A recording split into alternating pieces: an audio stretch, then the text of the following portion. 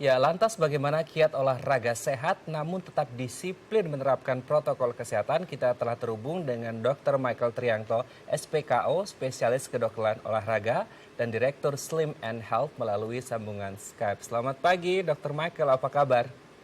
Pagi Selamat dok. pagi, Mas. Iya, selamat Kabar pagi. saya baik-baik saja, terima kasih.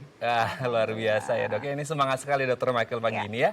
Dok, ini kalau kita berbicara tentang new normal, apalagi kemarin sempat juga PSBB, Betul. ini kita ada simpang siur informasi seperti itu. Ada informasi yang mengatakan tentang bahaya memakai masker ketika berolahraga. Apakah memang ada perbedaan penggunaan masker untuk beraktivitas biasa sehari-hari kita dan juga berolahraga ini, Dr. Michael? Seperti apa? Ya, jadi tentunya masker yang dipakai itu harus kita lihat dulu masker seperti apa. Ya. Ada yang menggunakan masker N95 yang kegunaannya untuk kepentingan medis, tapi dipakai berolahraga lalu dikatakan saya sesak. Tentu hal itu bisa kita mengerti mengapa jadi sesak, karena memang fungsi saringan udara pada masker medis seperti itu ya tentunya maksimal sekali, sehingga dapat mengganggu aliran udara untuk yang bersangkutan. Namun sebenarnya nggak susah-susah amat.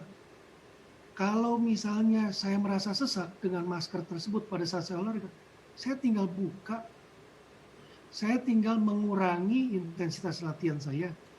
Dengan demikian, kita harus melihat yang kedua adalah intensitas kita itu seperti apa.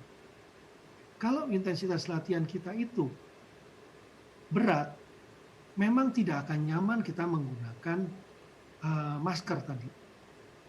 Tapi kalau intensitas kita ringan sampai sedang, dan kebanyakan masyarakat kita adalah masyarakat yang jarang berolahraga atau tidak pernah berolahraga, dan baru mau memulai berolahraga dengan intensitas yang ringan tadi, itu justru dapat meningkatkan kesehatan dan tidak terganggu dengan penggunaan masker tadi.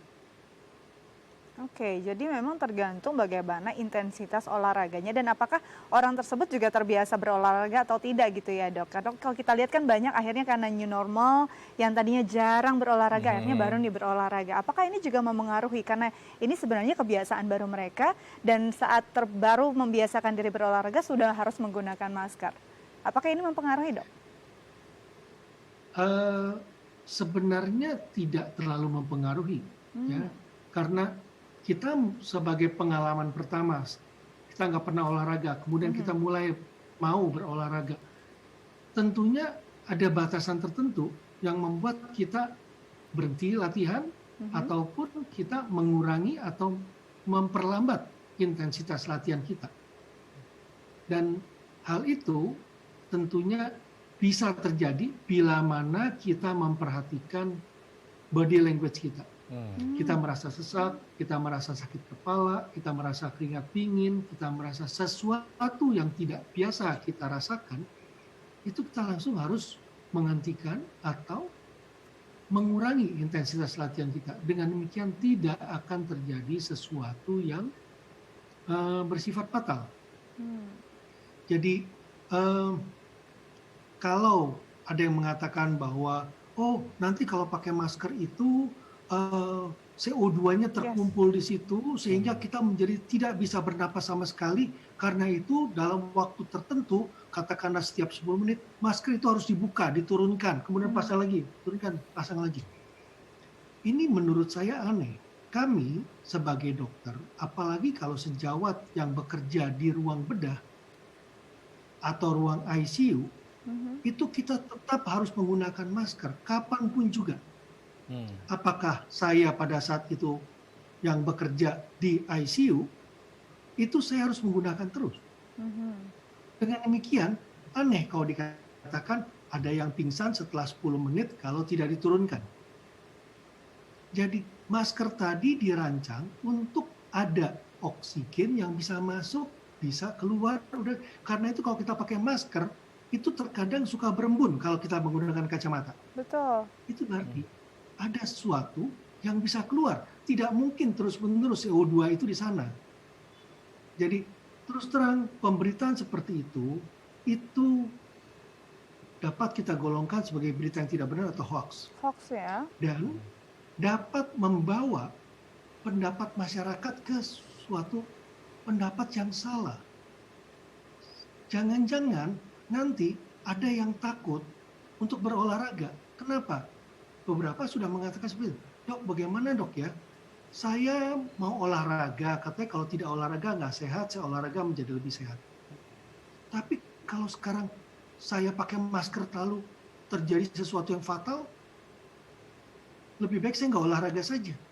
Dan hal ini saya khawatirkan dapat berdampak pada tingkat kesehatan masyarakat di Indonesia. Terus terang, sebelum adanya pandemi COVID-19 ini, ya, kita bisa melihat angka-angka penyakit infeksi itu dapat ditekan. Tinggal kita sekarang ngurusin penyakit tidak infeksi. Apa tuh? Hipertensi, diabetes, kolesterol, obesitas. Ini adalah penyakit yang tidak menular. Ini yang mau kita tekan. Lalu dengan keadaan seperti saat ini, mau tidak mau kita diam di dalam rumah karena memang itu suatu keharusan, kita mencegah ada penularan infeksi COVID-19 ini menjadi lebih luas. Kita work from home, kita ada pembatasan sosial berskala besar. Itu begitu kita mau keluar, kita tidak mau pakai masker. Atau kita tidak mau berolahraga sama sekali. Saya khawatirkan angka-angka penyakit tidak menular tadi itu dapat menjadi meningkat. Misalnya saja berat badan. Banyak yang pasien saya saat ini, dok, saya sudah lama nggak ketemu dokter, nggak bisa olahraga. Sekarang ini berat badan saya sudah naik dok 5 kilo.